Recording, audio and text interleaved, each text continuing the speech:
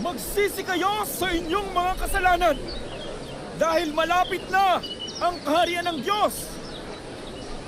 Babautismuhan ko kayo sa tubig bilang tanda ng inyong pagsisisi. Ako, nagsisisi ako sa aking mga kasalanan. Magpapabautismo ako ngayon din.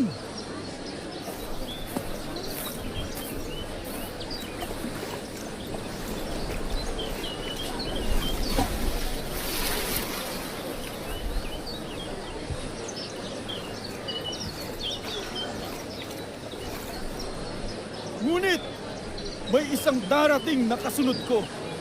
Mas makapangyarihan siya kaysa sa akin. Babautismuhan niya kayo sa banal na espiritu at sa apoy.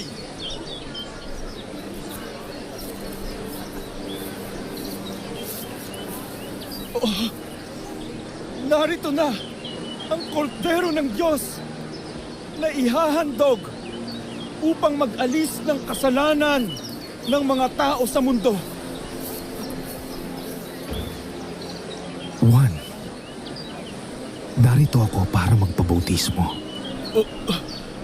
Bakit magpapabautismo ka sa akin? Ako ang dapat magpabautismo sa iyo. Hayaan mong mangyari ito ngayon. Dahil ito ang nararapat nating gawin upang matupad ang kalooban ng Diyos.